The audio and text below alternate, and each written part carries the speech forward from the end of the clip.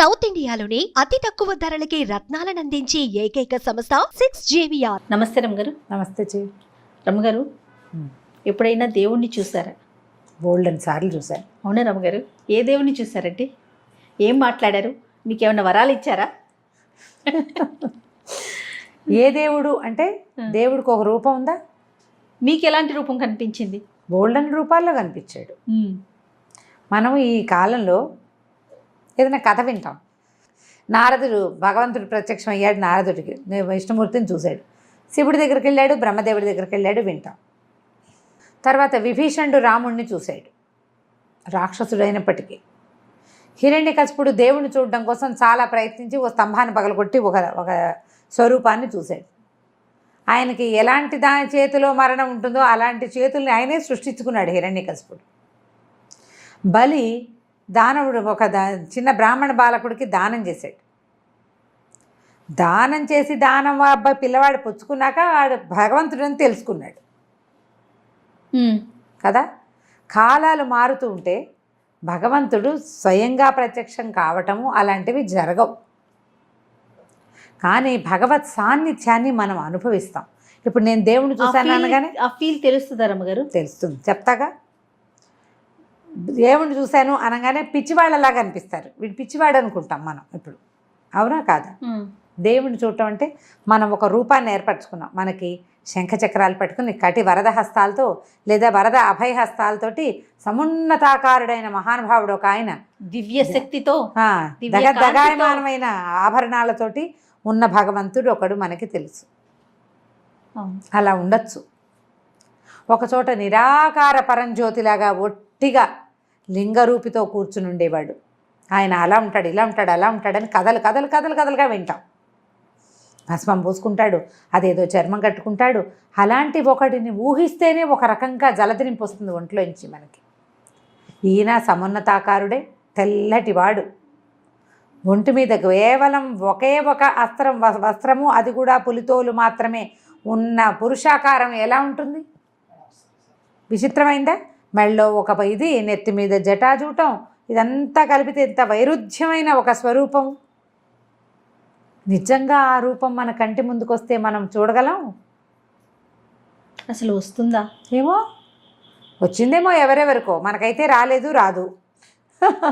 అమ్మవారి కథలు వింటాం. ఓ చోట వీణ వాయించుకుని తెల్ల చీర కట్టుకుని హంస మీద కూర్చుని బంగారు బొమ్మలాగా కూర్చుని ఉంటుంది. ఇంకో చోట పద్మం మీద కూర్చుంటుంది, ధనధాన్యాలు కురిసిపోతుంటాయి చేతుల్లోంచి, ఒక రకం. ఇంకొక ఆవిడ 18 చేతులతోటి 18 ఆయుధాలు ధరించి దూకనాన్ని మీదకి అన్నట్టుగా పులి మీదో సింహం మీదో కూర్చుని ఉంటుంది ఇంకొక అమ్మ తల్లి. ఇవి మనకి తెలుసు. వీళ్ళల్లో ఎవరైనా నిజంగా కనపడాలి అంటే వాళ్ళు ఏ పరిస్థితుల్లో ఎవరికైనా అలా కనపడ్డారో ఆ పరిస్థితులు వ్యక్తులకి అంతటి తాదాత్మ్యత, అంతటి భగవంతుడిని ప్రత్యక్షం చేసేసుకోగలిగేటంతటి ఆత్మనిర్భరత, అలాంటి పదాలు వాడాలని, ఆత్మనిర్భరత అనకూడదు, అంత ఆత్మశక్తి, అంతటి బలం, అంతటి ధైర్యం, అంతటి భగవంతుడిని కిందకి దింపేసేయగలిగేంత లోపలి శక్తి మనుషులకు లేదు. ఇప్పుడు మనం దేని మీద పెద్దగా నిలబడలేం, మనకు ఆ రకమైనది లేదు. లేనప్పుడు దేవుడు కనపడ్డాలు, ప్రత్యక్షం అవటాలు ఎలా జరుగుతాయి? మనకు కూడా ప్రత్యక్షం అవుతాడు. కానీ దేవుడు భగవత్ సాక్షాత్కారం మనం ఎలాంటి స్వరూపాలతోటి మనం తెలుసుకుంటామో, చూస్తుంటామో, మనం విగ్రహారాధన అది చేస్తామో ఆ రూపాలలో మనకి ప్రత్యక్షం కాడు ఈ కాలంలో. కానీ ఆయన యొక్క ప్రెజెన్స్ని మనం ఫీల్ అయ్యేలాగా జరుగుతుంది. ఓ పెద్ద యాక్సిడెంట్ అయింది, చాలా పెద్దది. అందులోంచి ఒక జంట మరణించారు. పిల్లవాడు ఎగిరి ఎక్కడో పడ్డాడు. ఆవిడ చచ్చిపోతూ పిల్లాడు అంది.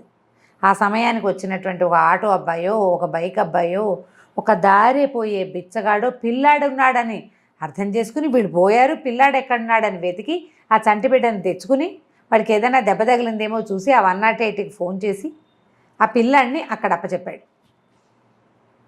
భగవంతుడు, దేవుడు అంతేనా? ఇప్పుడు ఈయనకి శంఖచక్రాలు ఉన్నాయా? త్రిశూలం ఉందా? చెప్పు. అట్లా రక్షిస్తాడు, అలా మనకి ప్రత్యక్షం అవుతాడు. దేవుడిలో వచ్చేవరా అంటాం, మనకేదో అత్యవసరమైన విషయం.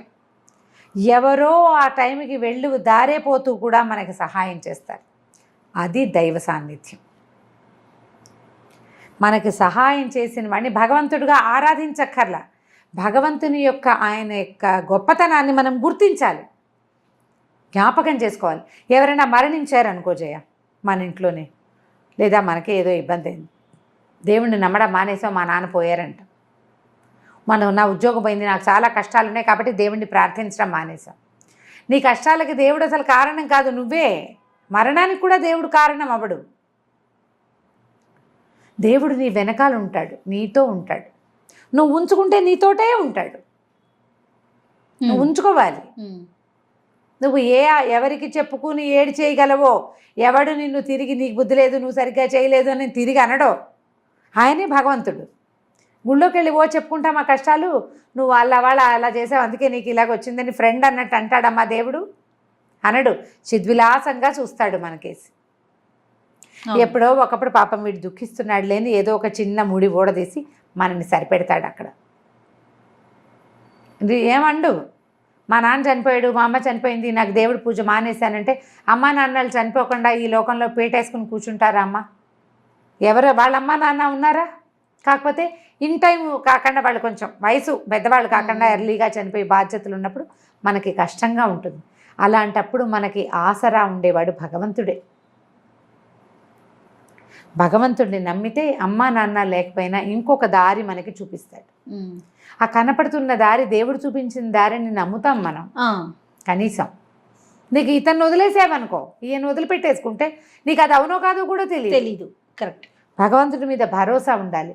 మనం నిత్యం చూస్తాం దేవుణ్ణి ఏదో ఒక రూపంలో, అది ఆయనే అని తెలుసుకోమంతే. ఆ తెలుసుకోగలిగే ప్రజ్ఞ ఉంది చూసావా, అది మనకి పెట్టలేదు, లేదు. మనకంత ప్రగాఢమైన విశ్వాసము ఉండదు, ప్రజ్ఞ ఉండదు. ప్రగాఢమైన విశ్వాసం ఉన్నవాళ్ళు ఉంటారు కొంతమంది, భగవంతుడి పట్ల అచంచలమైన విశ్వాసం. వాళ్ళు నేను చూశాను అని చెప్తారు. నేను చెప్పే కదా,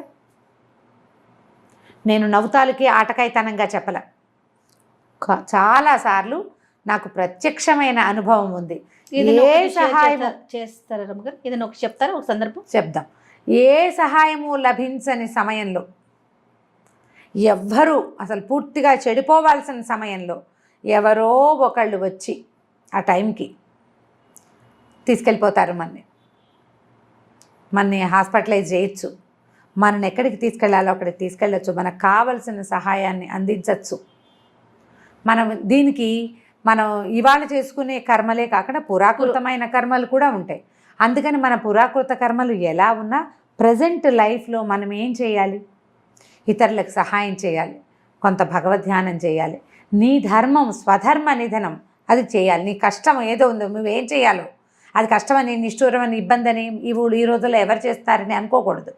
మన ఇంట్లో ఏ విధానాన్ని ఆచరిస్తున్నారో, ఎలాంటి పూజా విధానం ఉందో, మనం ఏ కుటుంబంలో పుట్టామో వాళ్ళ యొక్క విలువల్ని కాపాడుకుంటూ ముందుకు తీసుకెళ్ళాలి.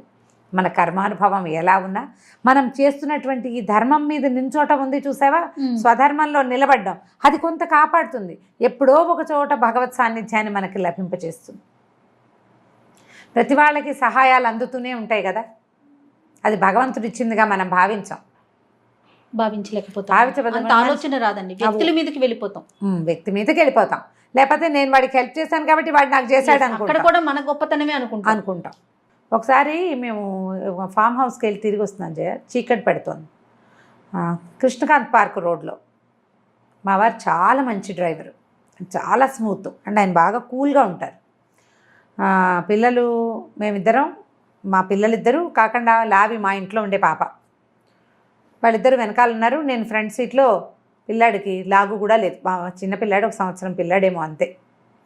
అయితే ఏమైంది, కృష్ణకాంత్ పార్క్లో రోడ్డు డబల్ రోడ్డు కదా, అవతల వైపు రోడ్డు మూసేశారు ఎందుకో. ఈ రోడ్లోంచే, ఒక రోడ్లోంచే వెళ్ళాలి. మేము లెఫ్ట్కే ఉన్నాం. ఎవరో ఒక కుర్రాడు సడన్గా బండేసుకుని ఎలా వచ్చేసాడంటే, ఆయన పక్క కారు ఇంకా లెఫ్ట్కి తీసేస్తున్నారు, అయినా సరే అతను కారు మీదకి వచ్చేసాడు. వాంటెడ్లీ వచ్చాడు. ఎందుకు వచ్చాడో తెలీదు మాకు. నడుచుకుంటూ అండి బండి ఏమంటే అబ్బాయి వచ్చేస్తున్నాడు అంటూనే ఉన్నా ఈయన ఆయన చూసుకున్నారు. కొంచెం రోడ్ ఒక రవ్వ ఖాళీగా ఉంది, ఆయన లెఫ్ట్కి తీస్తున్నారు. వాడు ఇటు నుంచి ఇటు కారు వెళ్తుంది, ఇటు నుంచి బండి వస్తుంది, వాడు ఇలా వస్తుంటే ఈయన తీస్తున్నారు, వాడు ఇలా వచ్చి ఇంకా ఇది వెళ్తోంది, ఇది కూడా వచ్చేస్తుంది అనమాట. అయితే కొట్టేశాడు. కొట్టేయటం మాది కొత్త కారు బండి అనగానే మొట్టమొదట ఎవరి మీదకి వెళ్ళాలి? అంతేగా, కుర్రాన్ని కొట్టేశావు అని. అసలు ఎంతమంది చేరిపోయారు.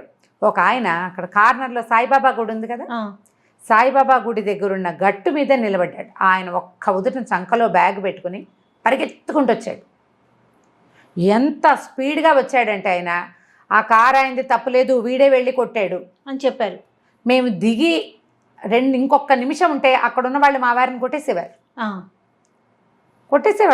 ఒకటే దెబ్బ. ఇక ఒక్కసారి దెబ్బలు బయట ఎవరితోటో దెబ్బ తింటామంటే ఎంత కష్టం. పైగా మనదే తప్పు లేకుండా. కుర్రాడు వాడు ఒక 20-22 ఏళ్ళ వాడు. మా పిల్లలు చిన్నపిల్లలే, చిన్నపిల్లలు దిగొచ్చారు. ఏం చేస్తామో దిగేసాము. కారులో నుంచి దిగా ఆయన పరిగెత్తుకుంటూ వచ్చాడు. అక్కడి నుంచి ఈయన డాక్టర్ కదా, +4 గుర్తు కనిపిస్తుంది. సరే దిగి చూస్తే కుర్రాడు కొంచెం స్పృహలో లేడు. బండో పక్కకు పడిపోయింది. అబ్బాయి వచ్చి పడిపోయాడు అంతే. ఇంకా ఏదో విసుగులో కొట్టేశాడు కావాలనే. ఇప్పుడు వాడికి కావాలనే అయితే వాడికి ప్రాణాపాయం. కారు వాళ్ళ పరిస్థితి ఏంటి? కారు వాళ్ళ పరిస్థితి అక్కడి నుంచి నేను ఫోన్ తీసుకుని, అప్పటికి రిలయన్స్ ఫోన్లు మొదలైనాయా ఇంకా లేదో, మా బావగారికి ఇంటికి వెళ్ళే ఫోన్ చేసాం. సరే ఆయన అక్కడ నుంచుంటే ఈయన ఏమన్నారు, పరిగెత్తుకొచ్చిన ఆయన, మేము ఏం చేసామంటే ఆ రోజు వస్తూ అమ్ముపల్లి రామాలయానికి వెళ్ళి వస్తున్నారా? అమ్ముపల్లి రామాలయం ఫామ్ నుంచి వచ్చేటప్పుడు అమ్ముపల్లి రామాలయం ఉంది. అక్కడ రామాలయంలో చూసిన ఆంజనేయ స్వామి వచ్చి ఇక్కడ నుంచున్నాడు అనిపించింది జయ నాకు. 4 దెబ్బలు పడిపోయి ఉంటే మేము చేయగలిగేది ఏంటంటే, పిల్లల ముందు తండ్రి దెబ్బలు తింటామంటే ఎలా ఉంటుంది? తన తప్పు లేకుండా అవమానం కూడా కదా అది. ఎంత అవమానమో రమ్మగారు, చెప్పలేము ముందు. ప్లస్ దాంతోపాటు ఈ కుర్రాడికి ఏం అవల, వాడికి ఏదైనా అయ్యితే మాకు దెబ్బలు కాదు, మా ఇది కాదు, మా అవమానం కాదు, ఒక పిల్లవాడి జీవితాన్ని తీసేసిన పాపం వెంపడిపడిపోయేది కాదు. వాళ్ళ ఫ్యామిలీ లేకపోయినా వాడి ఫ్యామిలీ, ఆ పిల్లాడి జీవితం అసలు నిశ్చేష్టలుగా నుంచునున్నామన్నమాట. ఆయన వచ్చిన ఆయన, అమ్మ ఈ కారు సార్ ఉంటాడు కానీ ఈ లోపల వాళ్ళు వస్తారు, ట్రాఫిక్ వాళ్ళు వస్తారు, మీరు ఇంటికి వెళ్ళిపోండి అన్నారు. రూపాయి లేదు చేతిలో, హ్యాండ్ బ్యాగ్ కూడా లేదు. మేము ఫామ్కి వెళ్ళాము, ఆయన కారులో ఉండిపోయారు, కారుతో పాటు ఉండిపోయారు. నేను లావి పిల్లలిద్దరూ ఆ దారైపోతున్న, అప్పుడు బాగా ఈ 7 సీటర్లు తిరిగేవి. ఆ రోడ్డు మీద నుంచి వెళ్ళి ఎర్రగడ్డ వెళ్ళేవి అనమాట.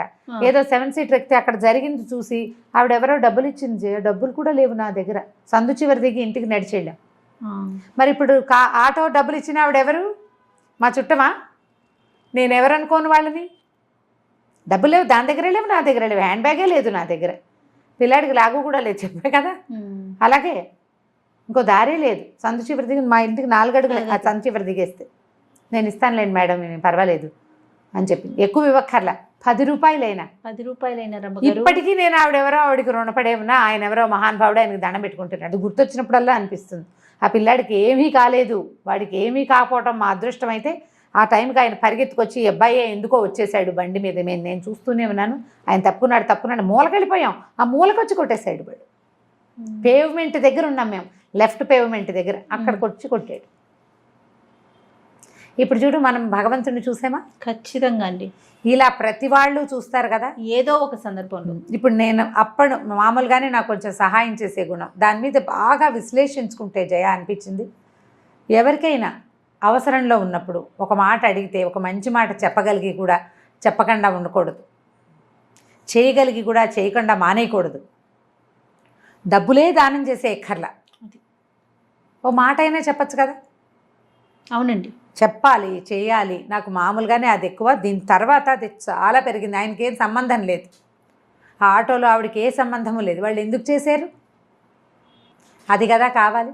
అది చేసిన వాడికి భగవత్ సాన్నిధ్యం లభిస్తుంది, భగవంతుని ప్రత్యక్ష సాక్షాత్కారం లభిస్తుంది, ప్రత్యక్ష స్వరూపంగా లభించగలిగే అవకాశం కూడా భగవంతుడు జీవితంలో ఇస్తాడేమో ఎప్పుడైనా. కానీ మనం నిత్యం చూస్తాం, నువ్వు ఇచ్చి ఎంతైనా పుచ్చుకో దేవుడి దగ్గర, ఆయనకి ఇవ్వక్కర్లా. ఆయన ఎవరిని సృష్టించాడో ఆ సృష్టికి ఇవ్వాలి నువ్వు. కరెక్ట్ మాట అండి ఇది. మిగిలిన ప్రపంచానికి నువ్వు ఇవ్వగలిగినంత ఇవ్వు, నీకు కావాల్సింది ఖచ్చితంగా ఇస్తాడు. అప్పుడు నువ్వు దేవుణ్ణి చూస్తావు.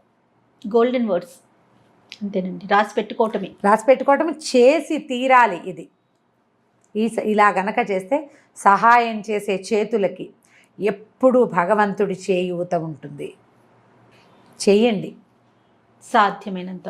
మీరు మిమ్మల్ని భుజం మీద ఉన్నటువంటి ఒక బంగారపు చేతిని ఫీల్ అవుతారు. అది ఫీలింగ్ కదా. దేవుణ్ణి చూడడం అంటే ఆయన అందంగా ఉన్నాడు, ఇలా ఉన్నాడు, ఆయన అలంకారాలను వర్ణించడం కాదు, దాన్ని ఫీల్ అవ్వాలి మనం. మన భుజం మీద ఉన్న బంగారపు చేతిని ఫీల్ అవ్వాలంటే నీ చేతులు ఎంత బంగారపు చేతులుగా ఉండాలి, అవ్వాలి కదా. అయితే ఇది మనం ఫీల్ అవ్వగలుగుతాం. అలా మనం దేవుణ్ణి చూడొచ్చు. నమస్తే రమగారు. నమస్తే చెయ్యి.